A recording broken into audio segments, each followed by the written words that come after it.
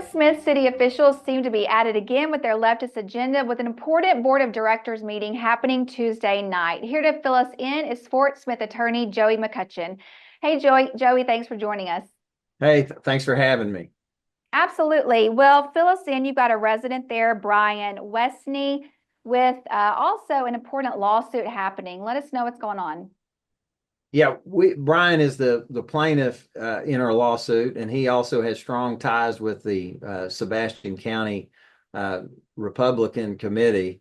But I guess it's been a little over a month ago, filed suit against the city, particularly the city attorney, our city attorney, Carl Geffken, who is a leftist, and it's regarding what I call a radical, and by their own admission, is a radical energy manifesto. They call it an energy plan. I call it a manifesto because it is radical.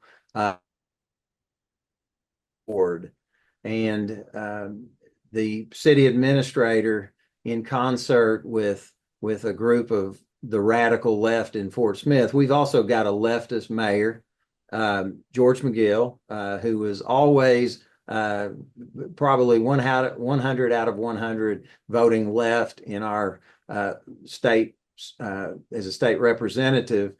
But this plan is really radical. I mean, the plan that Mr. Geffken drafted, along with the Fort Smith Climate Lobby, which is a radical left group, along with the Arkansas Climate League, was involved in it.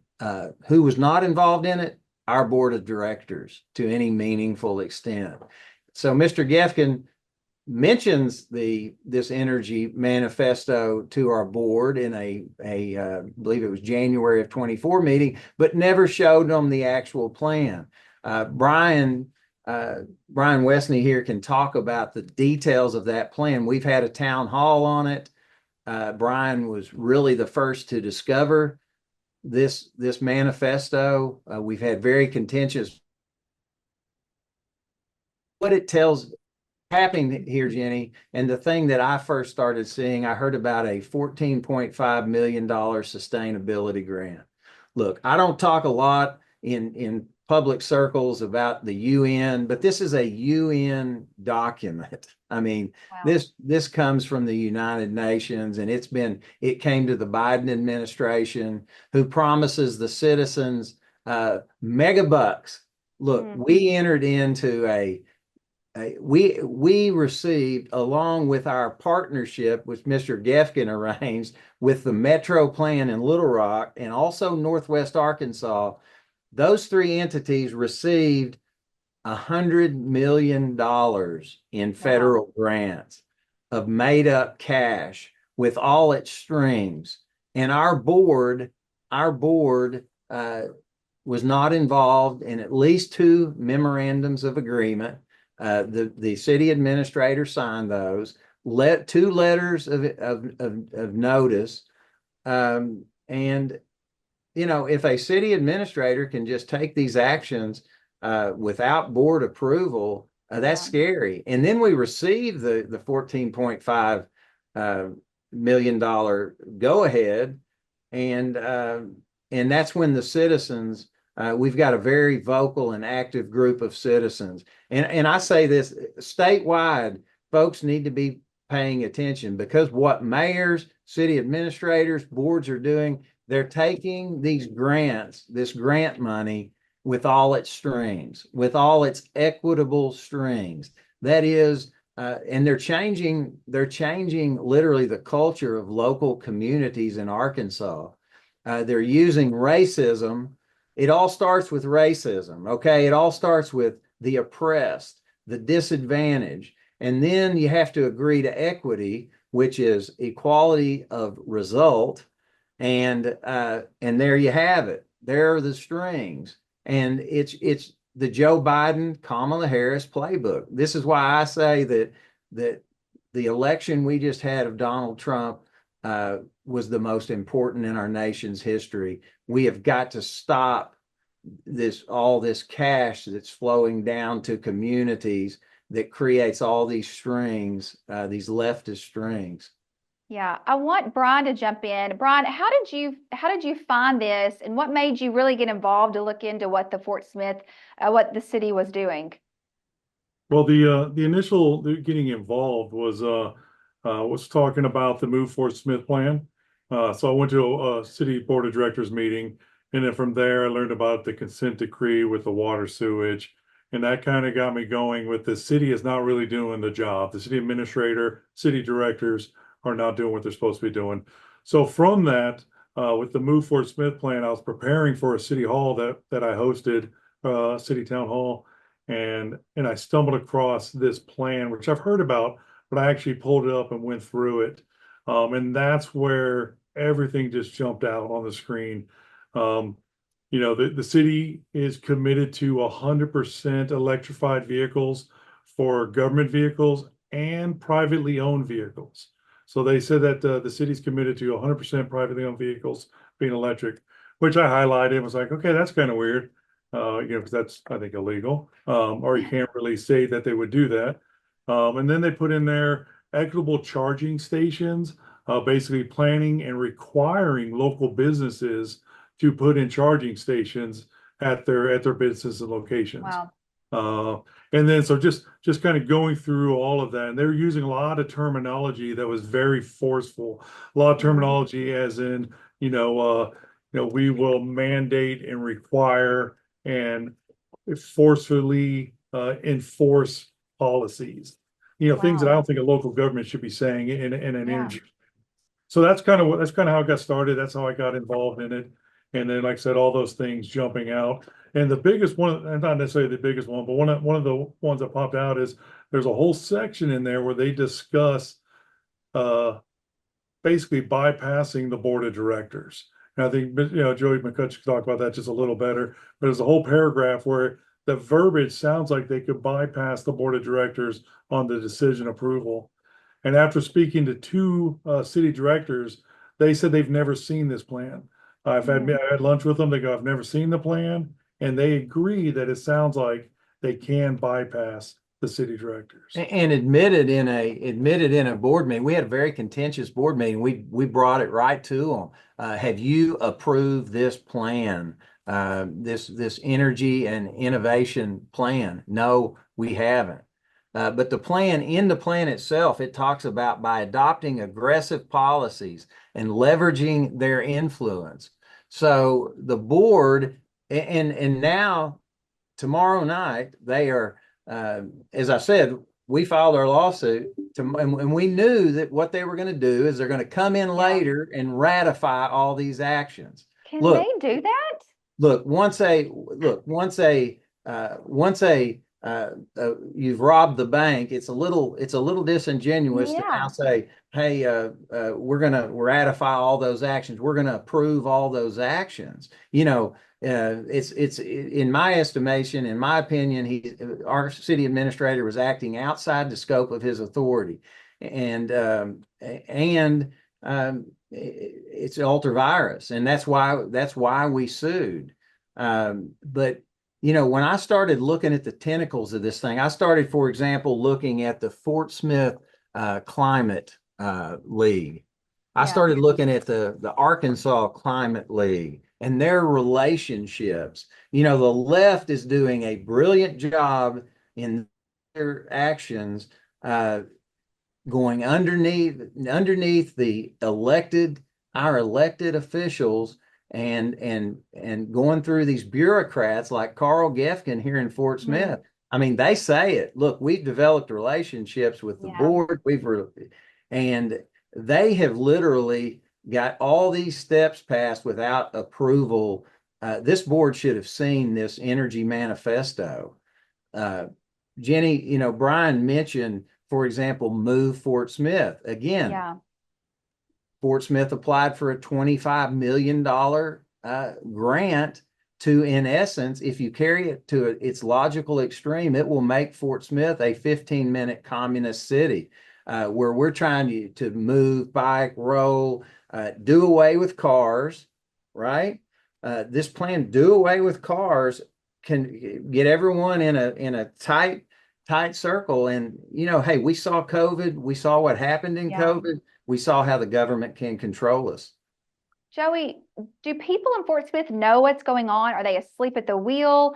I mean, what is the climate in Fort Smith like right now? I mean, it just seems like all of this is absolutely absurd. Well, hey, believe me, it's not just Fort Smith, but Yeah. I would say that, hey, I consider myself to be an informed citizen, somebody who uses FOIA, somebody who watches local government. But they literally, and they talk about how this was transparent. No, they teamed up with the Climate League. They crewed up with this radical Climate League. Again, they have a lot of leftist tentacles here. I mean, our mayor, his brother Herbert McGill. I mean, this is all tied into illegal immigration, migrants. Fort Smith tried to bring in Northwest Arkansas, canopy of Northwest Arkansas, to try to push that stuff down here. But the citizens are fully engaged now. When I saw this sustainability grant, I was shocked. I'm like, I follow sustainability because I think it's a threat to our way of life, quite frankly, this green energy. But they were on their way. They thought they were going to pass Move Fort Smith, which again, with this $25 million grant, which Appendix D talks about, Fort Smith is racist. Fort Smith has racist origins. Brian, what do you want people to know? So there is a meeting Tuesday night. What do you want people to know? You guys mentioned that they're going to try to take a vote and ratify these actions.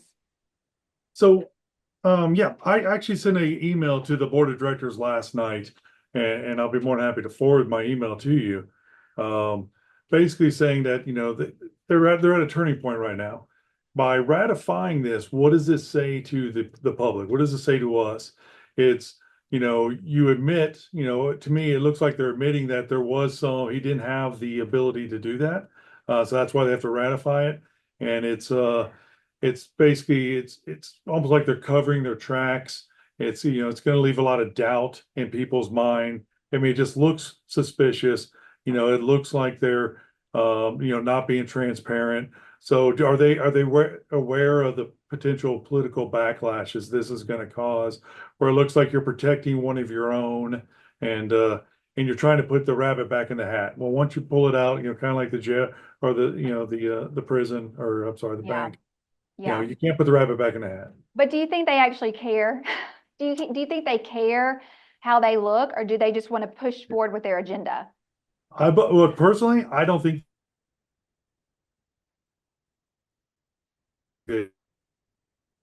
What did you say?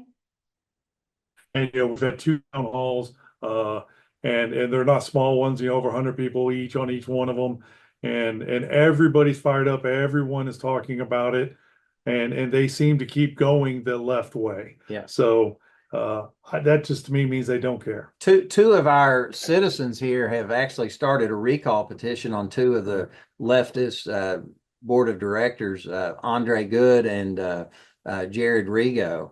But this what I'm showing you here is the resolution that they're going to try to pass.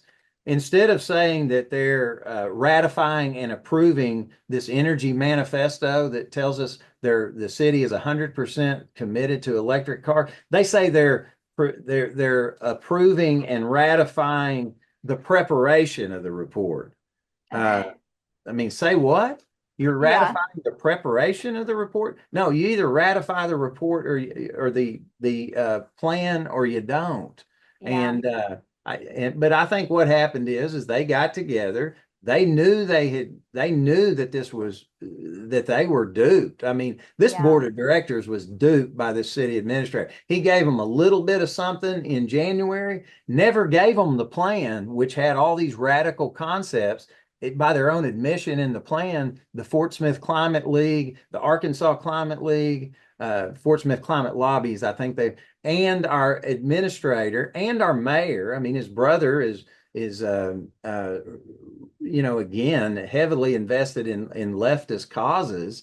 And they gave the board a little bit here, a little bit there, but never told them the overall plan. never told them, never showed them the plan. They never voted on the plan.